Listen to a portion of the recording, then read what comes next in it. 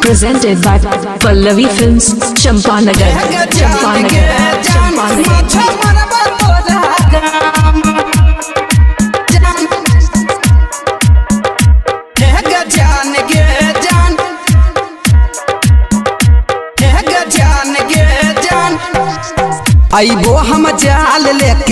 आइबो हम जाल लेके तोहार ससुरार हे गे जान हे गे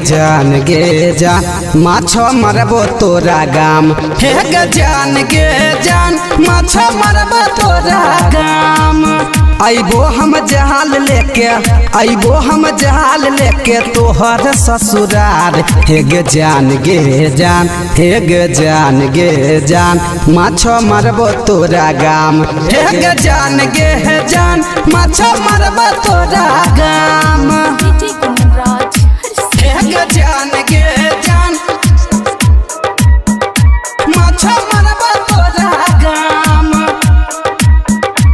हे गे जान भतारा के तोहर छोरी यारा बनाइबो मोटका गर घर में पहुँचइबो मोटका गर घर में पहुँचइबो हाँ सहिया के तोहर छोरी यारा बनाइबो मोटका गर घर में पहुँचइबो बात हमार महन लेना सुन ले हमर जान हे गे माल हे गे जान माछो मरबो तोरा गाम हे गे जान मछली मरबो तोरा गाम आइबो हम जाल लेके तोहर ससुरार हे गे जान हे गे जान माछो मरबो तोरा गाम हे गे माल माछो मरबो तोरा गाम Presented by Pallavi Films, Champanagar.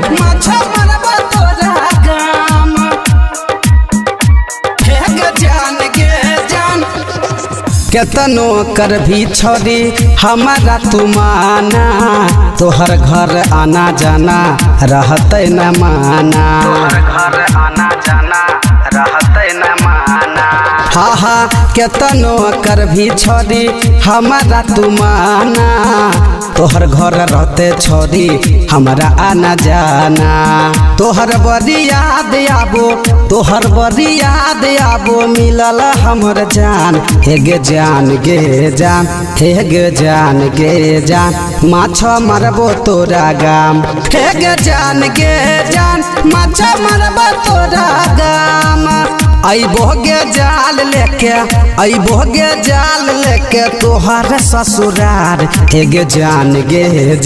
हे गे जान माछो मरबो तोरा गाम हे गे जान माछो मरबो तोरा गाम हे गे जान माछो मरबो तोरा गाम हे गे जान बगिया के मिलल छोरी याद हमरा आबै छो तोरा बिना हमर जाना रहलो न जाई छो तोरा बिना हमर जाना रहलो न जाई छो बगिया के मिलल छोरी याद हमरा आबै छो तोरा बिना सुन जाना रहलो न जाई छो कहै छो बिक्की अकलेश कहै छो बिक्की गंगा सुन ले ओकर बात हे गे जान हे गे माल माछो मरबो तोरा गाम हे गे जान माछो मरबो तोरा गाम आइबो हम जाल लेके तोहर ससुरार हे गे जान हे गे जान माछो मरबो तोरा गाम हे गे जान माछो मरबो तोरा गाम Presented by Pallavi Films, Champanagar.